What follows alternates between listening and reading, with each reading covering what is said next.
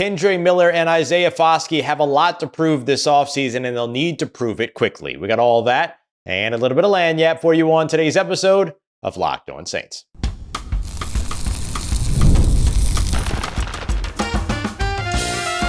You are Locked On Saints, your daily New Orleans Saints podcast. Part of the Locked On Podcast Network, your team every day. What is good, Who Dat Nation and Who Dat family? I am your host, your friend, Ross Jackson, New Orleans native, your New Orleans Saints expert and credentialed member of the media covering those New Orleans Saints as a Saints beat writer over at LouisianaSports.net and Saints analyst with WWL TV. And on today's episode of Locked On Saints, seventh round tight end Moliki Matavao might not have a very direct path to the roster because one specific player could stand in his way. Quincy Riley, the New Orleans Saints rookie cornerback, should get the opportunity to start on the outside. And two young veterans need to prove something, and they need to prove it now. We got all that for you on today's show. We appreciate you, whether it's your first time or your next time, being here with us this time, making us your first listen, and being an everydayer here on the show, which is a proud part of the Locked On Podcast Network, your team every day. Today's episode, I wanted to start off with a look at two young veterans that have a lot to prove. That's running back Kendre Miller, as well as defensive end Isaiah Foskey, both a part of the 2023 draft class. Isaiah Foskey drafted in the second round that year, with Kendre Miller drafted in the third round that year. And these two players have a ton to prove with a new offensive system and a new defensive system, a new coaching staff, and challengers around them for their roles here in 2025, and they'll need to prove things pretty quickly. I want to start off with Kendre Miller. We spoke about him a bit on Monday morning's Saints Squad show as well. Remember, that show is live at 8 a.m. on Monday and now 8 a.m. on Thursday as well. So both those shows, 8 a.m. Monday and Thursday every day. And you can catch them afterwards too. But we were talking a little bit about Kendre Miller. How long is the leash? All these other things. And I kind of put forth the metaphor that there's really a couple of things that Kendre Miller has to prove. But the biggest one that he has to prove most immediately is that he can stay healthy, right? That's been the big gripe about him so far throughout his season, even though Dennis Allen clearly mismanaged his injury the time that he went on injured reserve. The second time, it was confusing to a lot of people in the building, all this other stuff. That was just it seems like a call that Dennis Allen made that kind of took everybody by surprise. But then even towards the end of the season, you saw more injuries, things like that. So for Kendre, who's dealt with everything from head injuries to hamstring injuries to he had his jaw lock up one day during training camp last year. He came in with a meniscus injury, all this other stuff, or with a knee injury rather, and all this other stuff. He's just got to show that with all of those different things going on, that he doesn't do what he did last year, which is walk into training camp and spend one day on that field before being out for the rest of training camp and a portion of the season as well. He's got to be able to stay healthy. And look, this is just as much on the Saints as it is on Kendre Miller, right? It's not just Kendre Miller that has to prove that he can stay healthy. It's the Saints that have to prove that they can keep their players healthy, period, which they did not do successfully last year and which they have really not done very successfully since 2020. And so if they can't do that, then there's another concern and all these other things. But with Ted Rath in the building and new ways that they're kind of approaching everything from sports science to strength and conditioning, marrying the two of those from the sound of it, all that stuff I think is massively helpful in terms of where things could go for a Kendre Miller. So I think that that's the first thing he's got to prove. He's got to prove that he can stay healthy and that he can stay on the field. Then he's got to prove that he can be effective in this new run scheme, which I think will actually play to his strength. During his time with TCU, if we just boil down the run game to four easy categories: zone run, man run, inside, outside, right? Super easy stuff there. Zone run, you got the line moving. It's about blocking a gap as opposed to blocking a person. Man run is all about getting downhill and blocking the person that's in front of you. If you're lined up on me, I become your responsibility. And then with the inside outside, just in between the tackles, outside the tackles. Like that's what we're boiling it down to. The majority of what Kendre Miller did during his collegiate career back at TCU was running in between the tackles, zone runs. We call them inside zones as opposed to outside zone. Then he got into Clint Kubiak's offense last year, which ran outside the tackles over 70% of the time, the highest percentage in the NFL. So he needed to learn a whole new style of play, not just a new playbook or anything like that, a whole new style of play within an offseason that he didn't get an opportunity to participate in. So yeah, tough. But then once he got out there on the field, you can see the flashes of what it is that he could bring. That touchdown against the Giants was so exciting and everything. And he talked about how he felt like he was getting pushed for 5 minutes and all this other stuff. One of the most exciting plays in football. It's one of the reasons why I believe that the NFL should not ban the tush push, because if you ban the tush push, then you start to ban backwards momentum from, players coming up and pushing, and then you eliminate a very exciting moment in the NFL. But I digress. For Kendre Miller, much like what Lance Moore said during our squad show, the talent is absolutely there. That's not really the big question.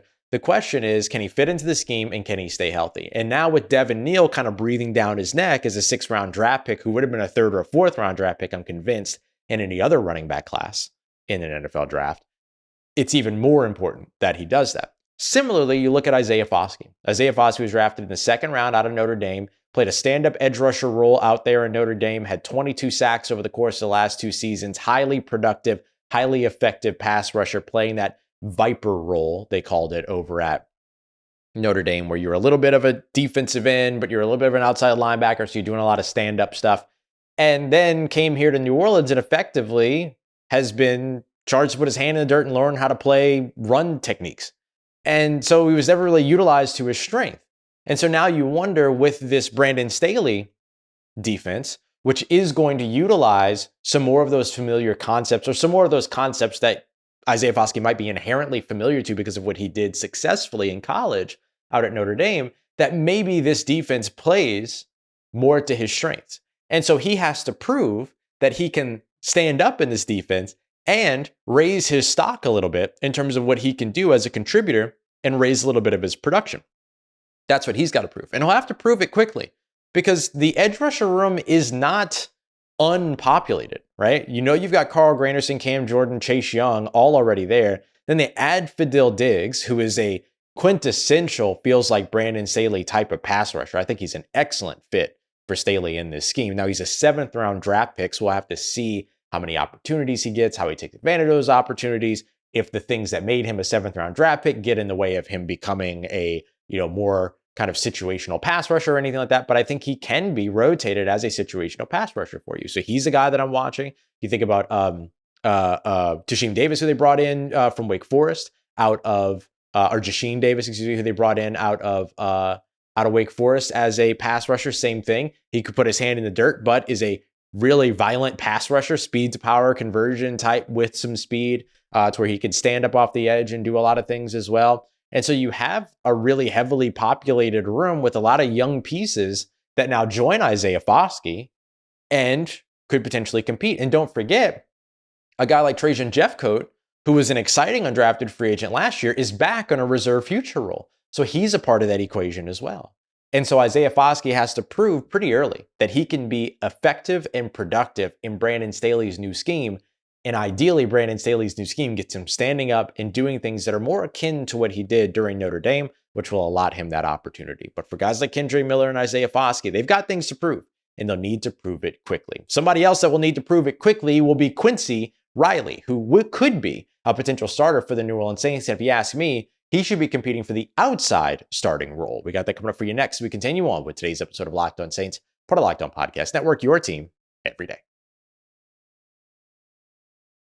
Today's episode of Locked On Saints is brought to you by friends over at Upwork. If you got a small business, sometimes it can be hard to scale your business up because it requires expertise at the right time in the right fields. That's where Upwork comes in. They help you find specialized freelancers in things like marketing, development, design, and much more. Experts that are ready to help you take your business to the next level. They're going to give you and your business a ton of flexibility, connecting you with a bunch of top freelancers in some really, really highly ranked multiple different types of industries, IT, AI, web development, and a bunch of other things too, marketing, stuff like that. But you can also find long-term partners through Upwork as well. So whether you're looking to hire somebody full-time or you're looking for a freelancer, they're going to help you find affordable, top-tier freelancers to help you scale your business efficiently. Visit Upwork.com right now to post your job for free. That's UPWORK.com,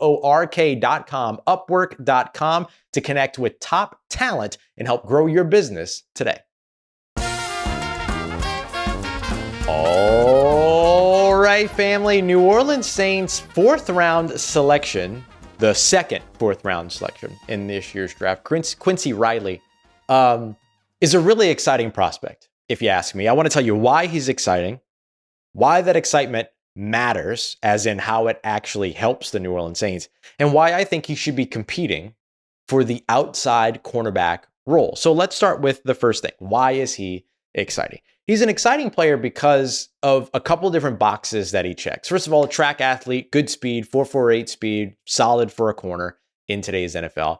5'10", 195 pounds, almost 200 pounds. That's effectively NFL size. Maybe you want him to be 5'11", 6 foot, but at 5'10", you're still okay over on that side, especially because he also plays a physical brand of football. Does a very good job of playing in man coverage, ends up being somebody that is able to have an impact from his ability to lock up with top wide receiver options, play physical off the line of scrimmage, but also work in phase. And when we talk about working in phase, a part of what we're talking about, I'm going to butcher this definition a little bit, so I apologize to all the coaches out there. But working in phase, effectively being able to run step for step with the receiver, right? Being able to go from your back pedal into flipping your hips, into being able to stick with that corner, all those other things, or with that receiver, all those other things. And then keeping in mind certain things that you have to be able to do. Like Quincy Riley does a really good job, for instance, of when the ball is in the air, getting his head around, getting his eyes to where the ball is, but then also being able to lean and know where the receiver is at all time. You got to be able to do both. You can't just turn and play the football. You got to turn and play the football, but also know where that receiver is. So you see a lot of corners, they turn away and they lean back and they lean into that receiver. He does a very good job of doing things like that so that it keeps natural separation from occurring from when he turns to try to make a play on the football. And it's those ball skills that I think are part of what it is that makes him a really exciting prospect. 15 interceptions over the course of his career. Now, I know that he played multiple years at Middle Tennessee, played multiple years at Louisville, but 9 of those interceptions came in the last 2 seasons, 7 of which just last year in the ACC playing for the Louisville Cardinals. And so the ball production is not a bunch of interceptions that were early on in the lower level of play at Middle Tennessee, but instead, really, it's all weighted towards what he did once he got up to the higher levels of a Power 4 conference. And Power 5 at one point. And so I think a lot of those things are the reasons why he's an exciting exciting prospect, excuse me. I hate to refer to somebody as a product. I hate that kind of stuff. As a prospect, my apologies. Sorry, Quincy. His ball skills, his ability to play the position. And when I say play the position, I mean not just that like he can go out there and be a warm body at corner, but that like he executes the position well. He does a lot of the things technique-wise you need to be able to do. And he also has raw natural talent that I think works in his aid because of his reliance upon his technique and his fundamentals. I think all of those things have to work together.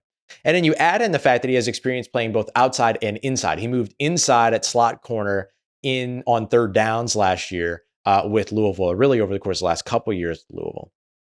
But I think he should be competing on the outside, and I'll tell you why here in just a moment. So those are all the things that are exciting about him, right? 15 interceptions, 29 pass breakups over the course of just the last 2 years. Really, really good at just making plays on the ball, has that ball hawking mentality. So why is all of that important? Think back to last year. The New Orleans Saints actually started hot when it came to interceptions and takeaways. They had, through their first 9 games, 11 total takeaways. That included 11 total interceptions. That included 7 of 9 games with at least 1 interception and 3 games with multiple interceptions, including a 3 interception game against the Carolina Panthers, which still was a loss, but was kind of the end of that stretch, right? So 11 interceptions over the course of the first 9 games. The remaining 8 games, the Saints had 3 interceptions. They had a total of 14 on the season. 3 interceptions in the back half of the year. Now, that was pre and post the firing of Dennis Allen. And so say what you want about Dennis Allen as a head coach. I know I certainly have. Him as a defensive guy, he produced, right? And so what you're looking at now is how do you get that interception number back up? And part of it is having the right skills coming from the defensive play caller and the defensive architect. I think you'll find that in Brandon Staley, who might have struggled as a head coach, but I think is a fantastic defensive coordinator. Then you add on top of that, adding players that take the ball away, right? Just naturally adding players that take the ball away. Forget about the scheme, forget about the system, forget about the X's and O's. you can have all three of those things completely compliant, ready to go, all of that. If you don't have players that can take the ball away, you're not going to take the ball away. Quincy Riley takes the ball away. And so that's why I think the ball hawking mentality, the things that make him so exciting, it's one of the reasons why I think it matters that that's one of the reasons why I think all of that is important, is because I think the New Orleans Saints are looking to bring and revive the takeaway here in New Orleans. And I think a guy like Quincy Riley can help to do that, can help to achieve that. So I think that's the reason why that is so important, that he is an exciting prospect. Now, why do I think that matters so much that he should be competing to start on the outside? Well, if you look at the interceptions over the course of the past couple of years, past 2 years, 9 interceptions. None of those interceptions took place while he played in the slot. All of them came when he was a perimeter defender, according to Pro Football Focus. And so with that being the case, you probably want to keep him, a guy with high ball production, a guy with great ball skills, a guy with a ball hawking mentality. You probably want to keep him where the kind of weight of targets is going to go, which is going to be along that perimeter or to outside receivers running inside breaking routes. And so keeping him on the outside allows him to be able to potentially maximize what it is that he does best, which is take the football away. So that's one of the reasons why I think it's important to keep him on the outside. The other reason why I think it's important to keep him on the outside is because of what it means for Alontae Taylor. Now, I think we could be talking about two different things here. Who plays on the outside in base sets, where you have 4 defensive backs, 2 corners, 2 safeties, versus who plays on the outside when it comes to nickel sets, where you have 3 corners, 2 safeties. My opinion is that Alontae Taylor could be on the outside on base sets, which is good because you want him there for run defense and all these other things. You want that 3rd linebacker or 4th defensive lineman. We'll see how the Saints play that. When it comes to run defense, all those other things, that's what that base set is really going to help you for. And so it gives you an opportunity to get a Danny Stutzman out on the field. And you've got a slew of really good tacklers in that case. I could see the Saints rotating guys like Tyrann Mathieu and Jonas Sanker in those base sets where you want the good tackling run defender to be able to come down and play down as the strong safety. Same thing with Justin Reed and Sanker. Like, I can see all of those things happening too. I expect the Saints to be pretty creative in terms of what their rotation of defensive backs looks like. So you could have that. But then in those nickel sets, Riley on the outside, Taylor moves to the inside. The reason why I like that is because it allows you to be able to keep not only Quincy Riley playing to his strength as a takeaway machine, but it also allows you to be able to keep Alontae Taylor where he can be most disruptive as a pass rusher, as a run defender, as a coverage player, all those other things. You look at 33rd team had a great metric that they used, disruptive player metric, or they might have used a different word for it, but effectively the same thing, right? Disruptive or havoc player or something like that. And Alontae Taylor, because of his everything basically was like tackles for a loss, sacks, passes defended, fumbles forced, and interceptions. And so it was like the total number of those metrics or those stats made you a more disruptive player. And Alontae Taylor, who spent the latter half of his season on the outside away from where he creates the most havoc, finished the season as one of the top 10 most disruptive players in the NFL. And at one point was the number 1 most disruptive player because of the number of sacks, number of tackles for a loss, and all of the other ways that he contributed to that defense from playing in the slot. So I think that's the other reason why I like the idea of putting Quincy Riley in a position to at least compete with Isaac Yiadom and others on the outside, while also keeping Alontae Taylor in a situation where he can be at his best playing in the slot. So I think that Quincy Riley could potentially help both of those things happen. All right, coming up next, Moliki Matavao might not have the most immediate path to the roster, but he does have an immediate shot. But one player will stand in his way. We got that coming up for you next. We continue on with today's episode of Locked On Saints, part of Locked On Podcast Network, your team every day.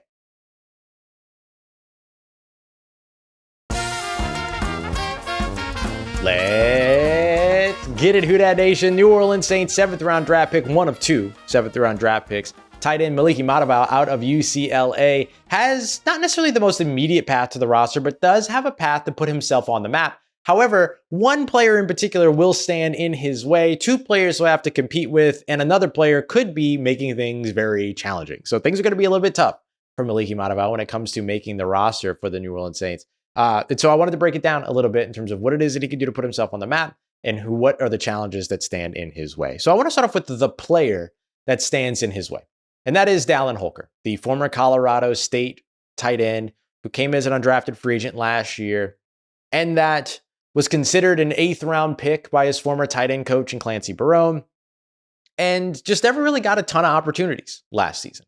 Even towards the end of the year, where it became like evaluation season for the Saints, it never really felt like Dallin Holker got a ton of chances. And so now he'll get that chance in a new system, show off his athleticism and a system that will like that kind of offense, that kind of athleticism coming from the tight end position in particular, and that utilizes that kind of scheme, blah, blah, blah. So I think that Dallin Holker becomes the most immediate challenge to Moliki Matavao when it comes to holding down a roster spot and potentially even holding down a practice squad spot. The other player that I think creates a little bit more of a challenge for him too is Jack Stoll. Jack Stoll comes in with experience with head coach Kellen Moore and is a phenomenal run blocker, which is exactly the best path that Moliki Matavao has to making this roster. If you look at what he did over the course of his collegiate seasons leading up to last year at UCLA, so 2 seasons at Oregon, 2 seasons at UCLA, looking to the early portion of that.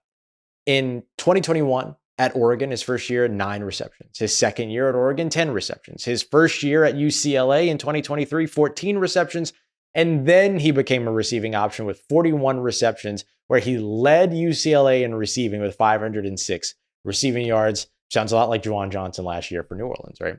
And missed just 1 game due to injury over the course of that entire playing career, both at Oregon as well as at UCLA. And so really the biggest thing that Moliki Matavao brings immediately is his ability to block. And the reason why I highlight that is because that's usually the toughest challenge for tight ends who are making the leap from college to the NFL. And so if he can already check that box, it's going to help him a lot. And at 6'5", 260 pounds, he's got great size.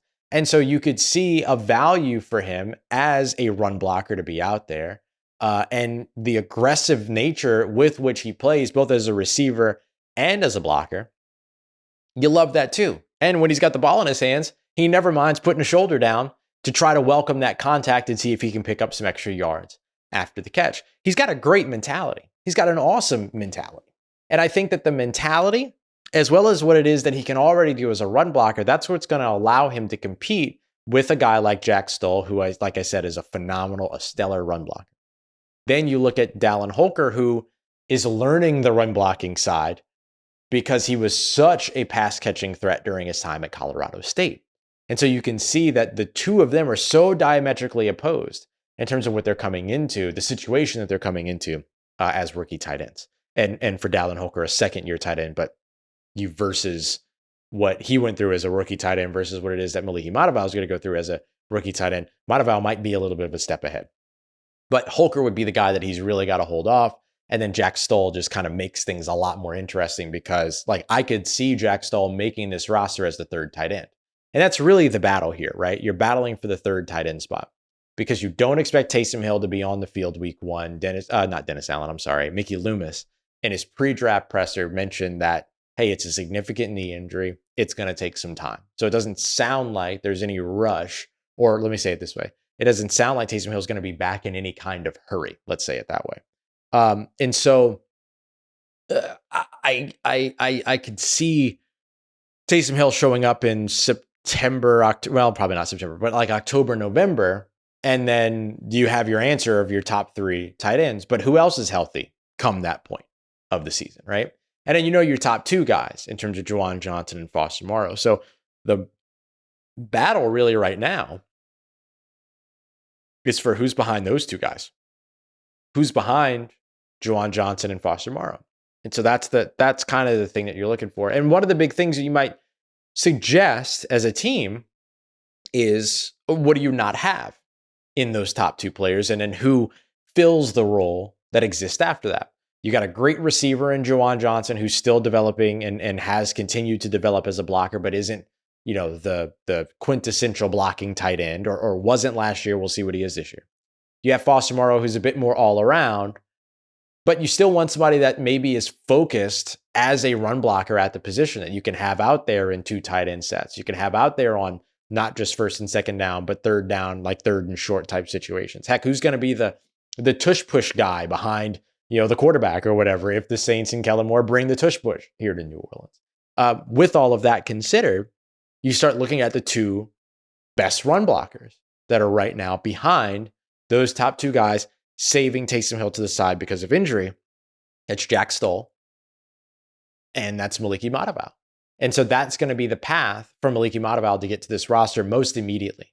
But if Dallin Holker gets into training camp and shows that he's developed as a run blocker and looks outstanding in this Kellen Moore offense, that's going to be pretty hard to pass up on if you're Kellen Moore. So we'll see which direction they end up going.